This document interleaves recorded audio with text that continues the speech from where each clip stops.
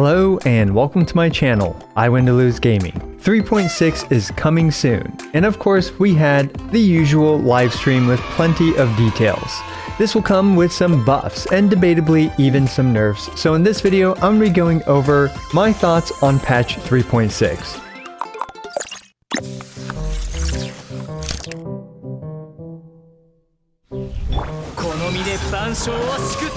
There are quite a few details that have been confirmed now for patch 3.6, including 2 new characters, Baizhu and Kaveh, and 2 new artifact sets, the Nymph's Dream and Vourukasha's Glow. There might be some pretty interesting ripple effects to adding even more Dendro characters that might affect some of our current favorite Dendro characters. Really quick, I've got the perfect sponsor for you guys today, Tower of Fantasy. Tower of Fantasy is a free-to-play shared open-world MMORPG available on both PC and mobile. And it's got one of the best anime-style character creation systems on the market. And now is the perfect time to get back into Tower of Fantasy. They have a huge update in the pipeline, patch 2.4, where you get to explore a massive underwater region, the Grand Sea. This is the first underwater area in an anime open-world game. Being underwater leads to a whole new way to enjoy the game, where you have unparalleled mobility in all directions and an evolved underwater battle system. Master underwater combat to challenge the new epic boss,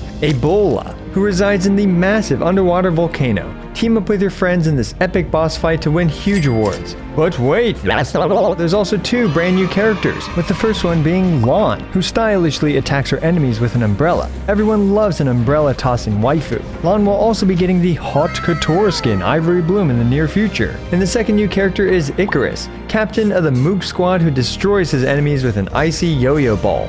But wait again, there's also a new story quest. As your adventure continues in the Grand Sea, you'll meet new and old friends alike. This patch really has it all. New region, new characters, new gameplay, and there will even be new events where you'll earn luxury rewards, including an SSR relic and an SSR weapon. You'll get tons of free stuff, and that's why this is the perfect time to dive into Tower Fantasy by smashing that link down below. Huge thanks to Tower Fantasy for sponsoring today's video.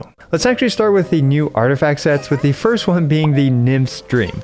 The 2-piece set bonus provides 15% hydro damage, and the 4-piece set bonus goes as follows. After normal charge, plunging attacks, elemental skill, and elemental burst damage hits an enemy, you'll get a stack for 8 seconds. Having 1, 2, and 3 of these stacks provides 4, 9, and 15% hydro damage respectively, and also 7, 16, and 25% attack respectively. I find this artifact set to be very odd and interesting. It's literally another artifact set that seems tailor-made for child. We are still missing so many artifact sets like an elemental skill damage focus one for a character like Yaimiko, and instead we're getting this thing, as if child needed another artifact set when he already has multiple to choose from. Anyway, to spite child, I decided to do the math for just one character. That character actually being Ayato. This is for a Constellation 0 Ayato with a Refinement 1 Hara and Gappaku. In summary, it performs very similarly to the 4-piece gladiators. Funnily enough, you should be able to reasonably even snapshot 2 stacks onto Ayato's elemental burst by using a physical N1C. But of course, we need to confirm to see if that physical attacks actually activate the stacks. I'm assuming they are, since the description did not exclude physical damage. Overall though, this should be a side grade to the gladiators and arguably a downgrade compared to the 4-piece Echoes of an Offering, at least for a Constellation 0 Ayato. Again, I didn't do the math for child, but you should be able to get a much bigger nuke than, for example, the Heart of Depth or even some other 2-piece combinations, although I'm not sure about the Gilded Dreams. But you should be able to get 3 stacks on child just by doing an N1CE cancel. Assuming physical damage activates this as well, this will actually gain you 3 stacks, and then you'll be able to unload child's massive elemental burst. As for other characters this benefits, I can see Xingqiu on a mono hydro team utilizing this, as he can indeed benefit from the 8 seconds of having 3 stacks after using his elemental skill. And in a mono hydro team he can get away with more damage and less energy recharge. Up next is the Vourukasha's Glow. The 2-piece set bonus provides 20% HP, and the 4-piece set bonus is as follows. You get 10% elemental skill and burst damage. Every time you take damage, whether you're on field or off field, you gain 8% elemental skill and burst damage for up to 5 stacks. This means that after taking damage 5 times, you'll get 50% elemental skill and elemental burst damage. This is so obviously an artifact set catered towards Dea, as she's the only character that enjoys the 2-piece set bonus, as well as, more reliably than most, take 5 instances of damage just by having anyone get hit a single time while her elemental skill is active. This is indeed a nice little boost to her overall damage output, leading to a 36% boost to her elemental skill damage and a modest 9% increase to her burst damage in comparison to an attack percent emblem of Severed Fates. Now unfortunately, I don't think this artifact set will skyrocket Dea's viability, as only a 9% increase to her burst damage while sacrificing a ton of energy recharge might not be worth it. However, this does actually improve her a bit, and with her Constellation 1, which many of us will be getting unintentionally due to losing 50/50s, Dea might actually be a bit more usable. But this is the usual gradual buffing trajectory that MiHoYo is known to do with their characters, and I do expect future mechanics to favor Dea, but as of even patch 3.6, and with this artifact set, and even with Constellation 1, I still don't think Dea will be particularly great. So next, let's talk about the new characters, Baizhu and Kaveh. Our favorite-ish doctor who enjoys wearing live animals around his neck, Baizhu was clearly stated to be a Dendro healer and shielder.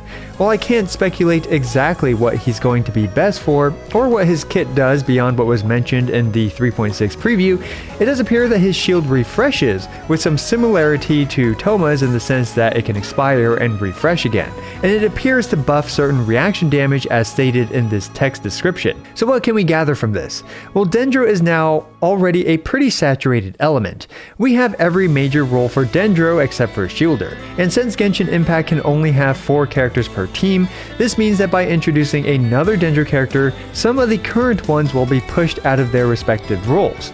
In particular, Dendro teams that require a ton of elements, like Fridge, various Hyperbloom teams, and Burgeon teams could see overcrowding of Dendro characters. I can see many situations where Baizhu might be preferred over Traveler, Yao Yao, and even Nahida, thanks to his potential as a healer, shielder, damage buffer, and as a Dendro applier who may not need to swap back on to keep applying Dendro. I am making that assumption because in these clips, Baizhu doesn't swap out, but I think it's a pretty safe assumption because most shields in this game, you're able to swap off and keep that shield. Another nice thing about Baizhu is that since his Dendro application is linked to his shield, this means that it's Dendro application that follows you. Think Cole's Floral Ring, but likely better. And you won't be limited to playing Circle Impact or never switching Impact with a character like Sino. All in all, I think Baizhu will very slightly squeeze out some of the current cast of Dendro characters for some of the teams, and likely buff characters like Sino, who really appreciate not needing to switch out while still applying Dendro, and also having some super armor from the shield, and also having healing. Alternatively, Baizhu can actually be a buff for even existing Dendro characters. Depending on how much this buff to reaction damage is, he could even be a good option for Spread Alhaitham.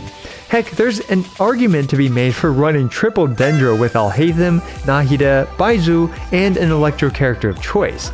The Electro character doesn't need to be healer because Baizhu is a healer. We could see what is effectively a really potentially strong mono Dendro composition with Baizhu's arrival. So while he might squeeze out some of the current Dendro characters from their team slots, much like Yelan is often viewed as a great teammate with Xingqiu, Baizhu could be a great teammate with other Dendro characters as well. Sadly, I think the characters that are most likely to be the most negatively affected by Baizhu's introduction are Yao Yao and even Cole. If Baizhu offers more than enough healing and damage mitigation, being a 5-star and buffing certain reaction damage, it will be hard to justify using Yao Yao if you have Baizhu. And Cole, well, yeah, poor Cole is already being squeezed out of Dendro comps, and adding a shielder healer with Dendro application is not going to benefit her. Such is the fate of non-specialized supports 4-star characters. Up next is Kaveh, and he appears to be clearly made for Dendro core related reactions. He heals when a core hits him, and he can prematurely explode cores himself.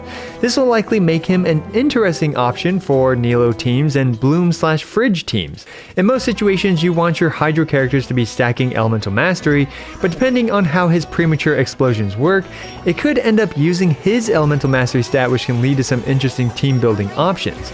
Now beyond this, it's really hard to say how great he'll be since he is a 4-star character, and 4-star characters outside of being supports tend to perform similarly to Constellation 0 5-star characters, but only when that 4-star character is at Constellation 6. Regardless, he's another Dendro character in our crowded roster of Dendro characters, and since we only have 4 slots in our team, this means that he will likely squeeze a couple of Dendro characters out of being the ideal choices for their certain teams.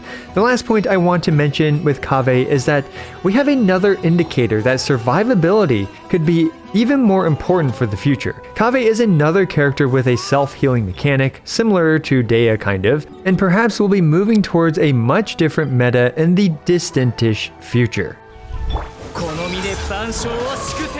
So yeah, that was about all I could extract from the 3.6 livestream. I'm personally really excited to see how this all plays out and how the characters end up working with each other. Let me know what you think about all the upcoming changes and who you think will be the biggest winners and potential losers of patch 3.6. And don't forget to check out today's sponsor, Tower Fantasy. They do make these types of videos possible, and they do have a huge update incoming. As always, I appreciate every single one of you. This is I Want to Lose, signing out.